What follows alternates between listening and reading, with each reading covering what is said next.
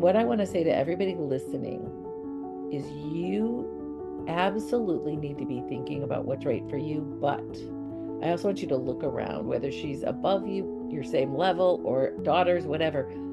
Are there 5 women that you can talk to and say to them, I believe in you? I think you should consider looking into this now so that when it's right for you, you can get in the game. To me, there's nothing better I can do for a woman. Welcome to Women Leaders on the Move. I'm your host, Natalie Benamou, and every week I bring you inspirational stories and insights from leaders that help you on the arc of your career and your life. I'm also the founder of HerCsuite, a thriving network community where women are meeting, engaging, and thriving in meaningful ways through our programs, including our masterminds, as well as our boards retreats and our corporate events. I hope you'll check it out at hercsuite.com. I am so excited to bring you our guest today. Julie Castro Abrams is an expert in board governance, investing, and is an experienced CEO, movement builder, and leader. As the CEO of How Women Lead, a network of over 24,000 women, she is dedicated to breaking ceilings for women individually and collectively. She's the managing partner of How Women Invest, the country's largest venture fund focused exclusively on women founders. I know this conversation is really going to enlighten a lot of things for you in how it works to get funding, why she started How Women Invest, and more. Let's get started with this conversation now. Julie, I'm so excited to welcome you to Women Leaders on the Move today. Thanks for being on the show. Natalie, I'm so excited to be here with you. We're in partnership and moving women to the top of the heap. That's right. That is right. And I have had an amazing honor of being part of some of the programs that you're doing and watching all of the amazing things you're doing. But if there is anyone out there, I can't imagine, but if there's someone out there that doesn't know about you, can you talk a little bit about the arc of your career? Because you've been on boards and you founded How Women Lead. I'd love for you to walk us through that journey. Well, I have kind of probably a non-traditional arc. I actually started my career focusing on poverty alleviation and justice with women and people of color as the focus. And so in that journey, I kind of defined a strengths-based approach to poverty alleviation as my thing, which is really like if you're a domestic violence survivor, let's say, rebranding who you are in your own mind and for other people around you as CEO of my own company, even if it's a hair salon or whatever that is one of the most transformational things that can happen for a woman to reset who she is in the world from focusing on the deficit or the problem or the victimness to something that is so powerful. And if you think about it, what's more powerful than saying, I'm the CEO of my own company? So for 12 years, I ran a micro enterprise training and financing organization, type of a bank called a CDFI. It's a Certified Development Financial Institution. It's a federal designation, and helped over 6,000 women, low-income women, start their own businesses and did loans for them and a couple of their financial products. I come from this from sort of a fascinating different lens, but ultimately that turned into how do we really elevate women into the C-suite? How do we elevate women onto corporate boards? How do we elevate women as investors in women-run companies? So from poverty alleviation to, well, frankly, I was tired from running a social impact organization. Those organizations are amazing and wear you out. So if anyone out there running a nonprofit, I know you, I see you. Thank you for your good work. And sometimes there's a limit. In the later stage of my life, how do I leverage this massive generation of us? You and I are part of the first generation of women who've got 30 years of work experience. We've got power and influence, operational expertise, and money. We could actually change these stubborn things, these glass ceilings, these inequities that have been plaguing all of us so that our daughters have an easier route. And also, you and I, Natalie, we've been talking about corporate boards or other kind of board roles. we still individually need to rise up and collectively we need to break through ceilings. So that's how I think about the trajectory in my work today. But the opportunity is massive. And it's the first of us. It's a new thing nobody knew about. And it didn't exist really in the past. Huge opportunity for all of us. Hence, the first woman president running right now, and not maybe she's not the first one to run, but there's a moment of like, could things be different? Because we've risen to this point, right? I just got chills when you said that because we are on the same page on that one. So I'm envisioning this bold future, and you did something really disruptive recently in starting a way for women to invest because I don't think women felt that they could in a way that was attainable because you hear Right. about VC and angel, and whenever you hear those words you're thinking millions of dollars and I have to have this giant wealth to be able to do it. And what you're doing is so accessible. Can you talk a little bit about that and how you came up with the idea and details about it? Because I know our listeners would love to know. I'm a nerd. Forgive me for you talking about data and history, but really venture capital started in the 70s in the United States. And it was wealthy men who got together and said, hey, I'll fund it if you fund it. Let's fuel this new future of the country. How fun and exciting, right? And it started and people made a lot of money in the early days.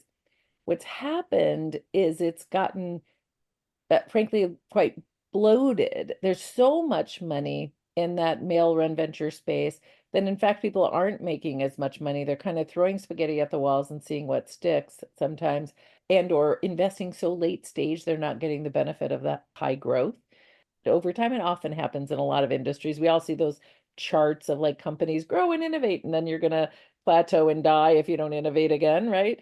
I think we're in a bit of that moment in the venture world, and women entered really in big numbers in 2020.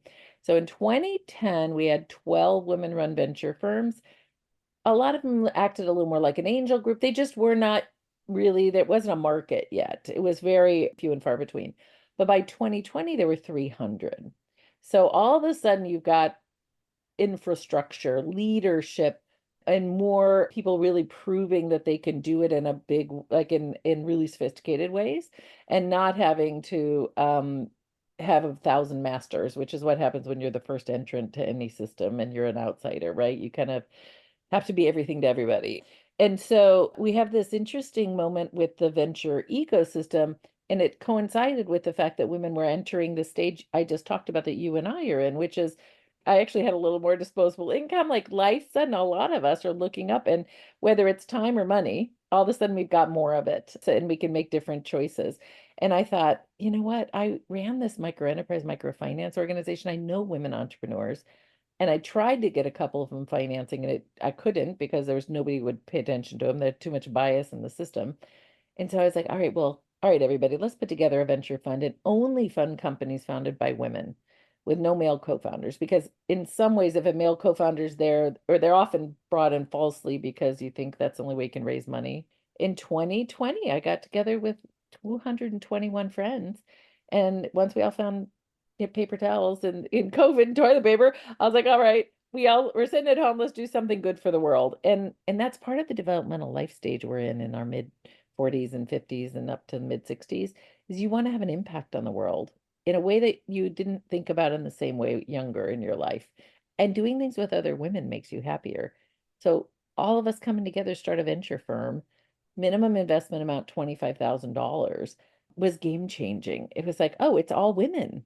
They're like me. They're not using lingo. It's not unattainable. It's actually the high growth stage of investing, which is early stage companies.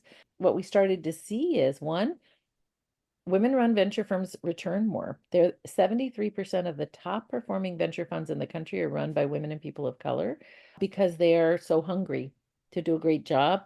They're focused on the earlier stage where the growth is happening. And there's a new market of women founders innovating in ways that are not competitive. I mean, there's a lot of people in one competing to get a solution, get airtime for a solution. It's harder. They call that the Red Sea of competition. A blue ocean strategy is where it's like, oh, there's no competition. I'm creating a whole new market. Women are doing that, and it's so freaking fun. And so we started realizing, oh, wait, we are and can make more money for our investors. Women get the benefit of making that money. And you also get the glow of like, I'm a venture investor, put me on your board. I understand the venture ecosystem. Like the power play of it for the other parts of your life is pretty significant. The other thing that we found is within a year of investing with us, 30% of those 221 women invested in two and three other venture firms. And they said, well, no one had ever invited me to invest before, but because this was accessible, now I'm excited about this and I can do more of this. And it's like, all right, good. We've got something fun going here. So we started a second fund and now we're on a third fund. This is $100 million fund, which is, much more significant than our first fund in many ways, which was $10 million. Amazing. And I love Blue Ocean Strategy is one of my favorite books of all time. So when you I talk red love that ocean, book. blue ocean, Yeah. I'm like, oh yeah, I'm all about not being in the red ocean. So I think what you're doing is so transformative in that way and giving women the power of the purse Yes. because I did do pitch competitions. I self-funded HerCsuite and I did have at one point. I mean, as you're talking, I'm like, yeah, I had a CTO, I had a guy come in because someone said you should have a male on your deck that, and I was like, but I don't want that exactly. And it's not that I Yeah. didn't want a man, but I just, that wasn't You don't in want him line. just because he's a man. Right. That's It wasn't weird. in alignment. Yeah. So in the end, I was like, you know what? I'm self-funding myself and I'm not going to, that's what I'm going to do. And so I can have whoever I want. Well, and it's healthier for you over time. What happens is those companies end up having problems. And what often happens with investors is they'll be like, oh, aren't you cute, Natalie? You had a nice idea, but now it's time for the guy to run it because he's the growth guy. And Right. you're the Uh-uh. startup person with the fun idea, but now that it's successful, we're just going to replace you. That's what happens all the time. So I think there's a reason that the stars aligned and was like, it's going to be a little harder, but you should do this route. And so that's what I did. As you think about the power that you're doing and 100 million, I mean, that is tremendous. What are some of the things that you've seen with the companies that you've helped? Like, what have you seen where women come back to you and say, as someone that received the investors, we talked a little bit about women Yeah. investing, but how, Yeah. how Yeah. have you seen that help? Well, what's interesting in the venture capital world, smart people who are, raising money, you're not just raising money for your company. You're actually getting into bed with someone who's going to be a partner.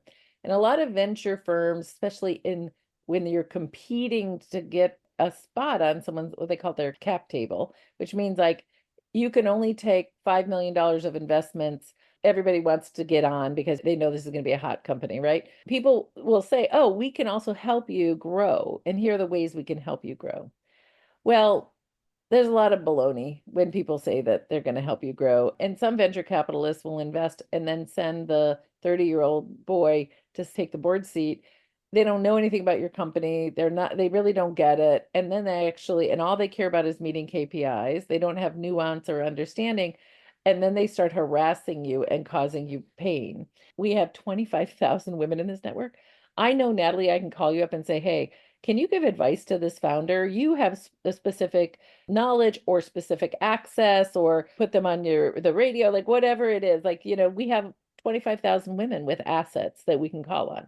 And we do. It might be a $10 million contract at a corporation, which I've gotten for people before. It could be someone who's in human trials in Toronto and needs someone who has expertise there. And I could find someone who has that expertise from big to niche needs, but I can elevate them in our PR and marketing, and we're great advisors. So one of our portfolio companies having a tough time, we hired her an executive coach. Another role we're playing on one of our boards is blocking and tackling some of these messy other VCs.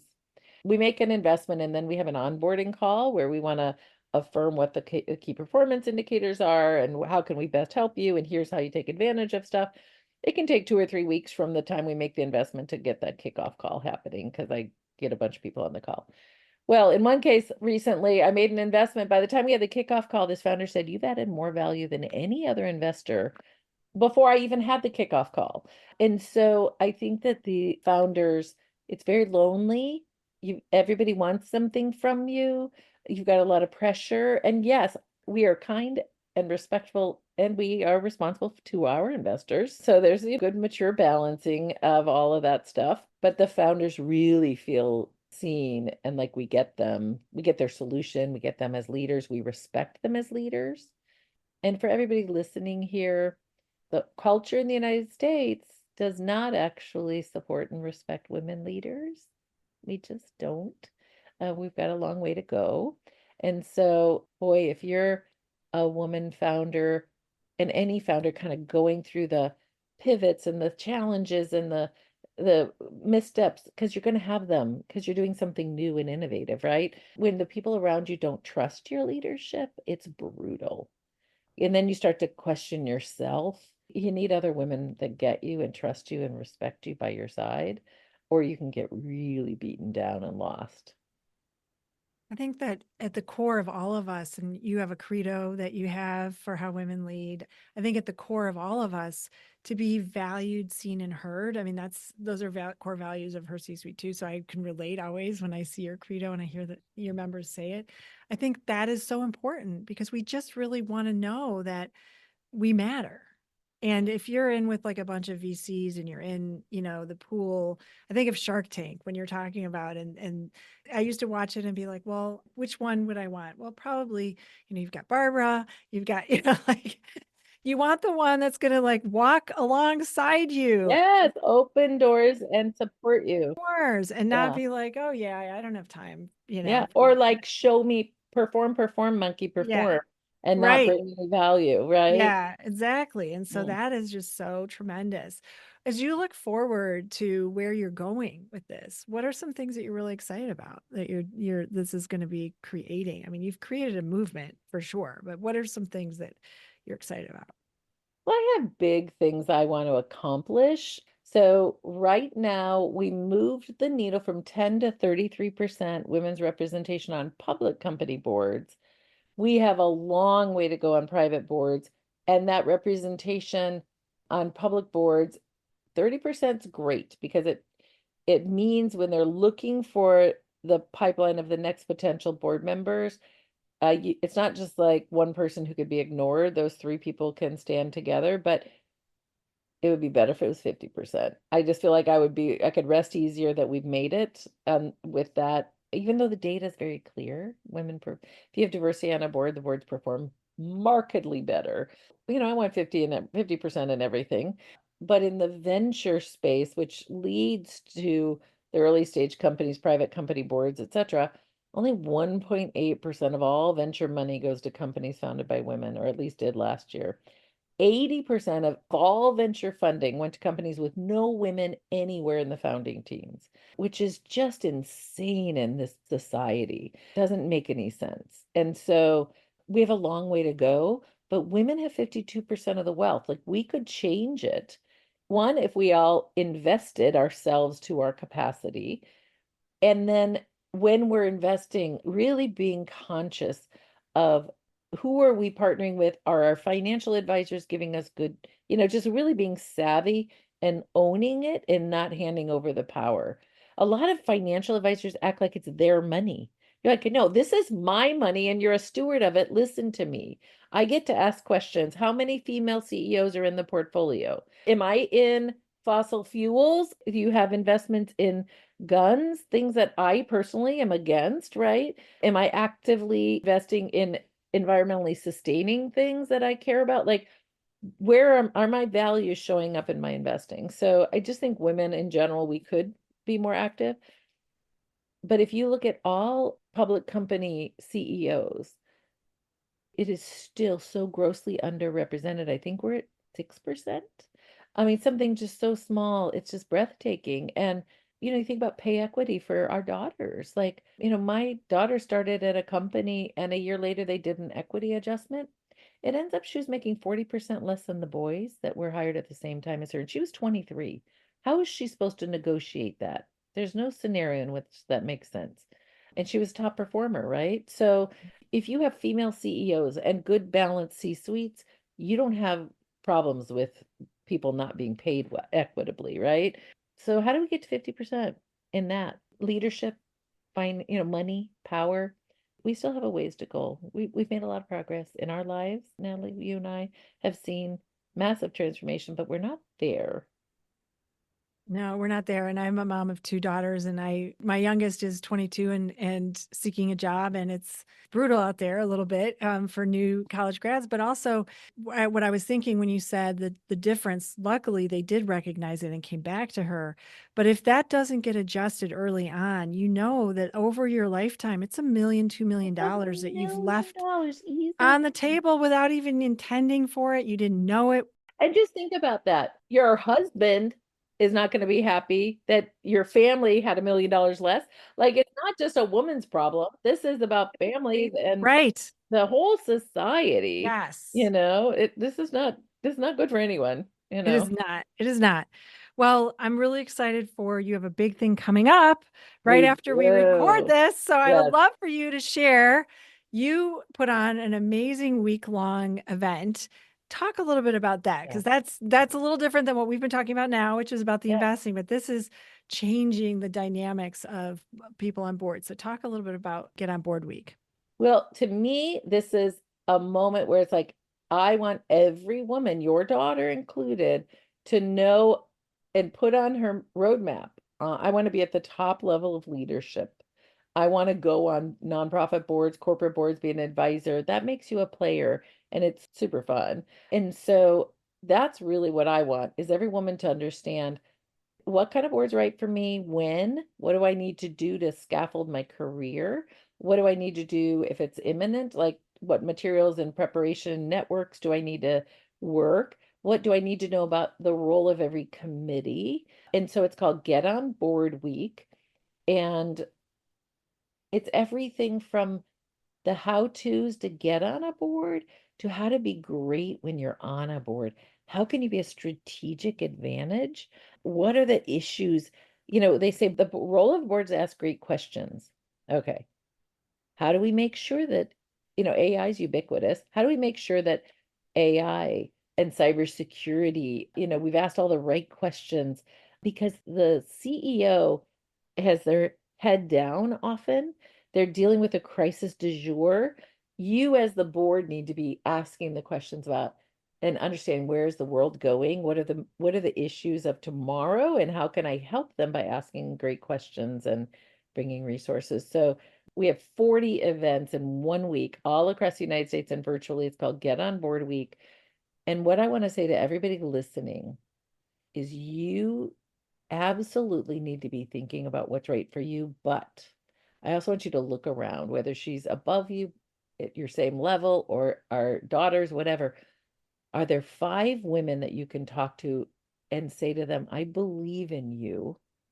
I think you should consider looking into this now so that when it's right for you, you can get in the game.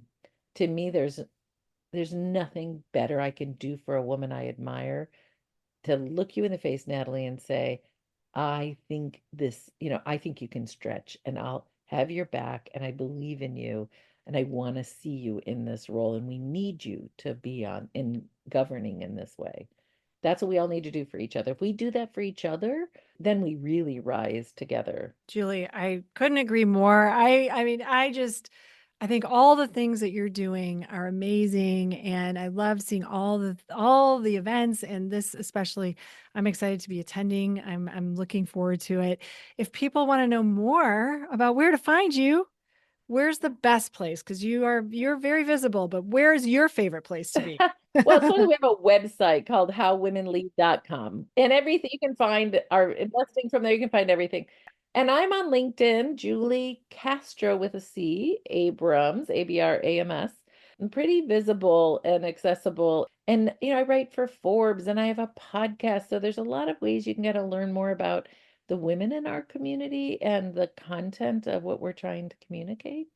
My goal is for you to be the most powerful leader you can be, and for you to be part of the solution in helping other women rise. So that's it. That's simple.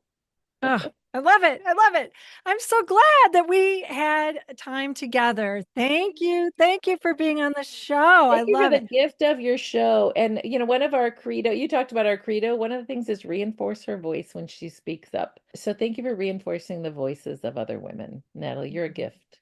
So thank Oh, so you. are you. So are you. Thank you, Julie. Thank you for being here. Thank you for spending your time with us today.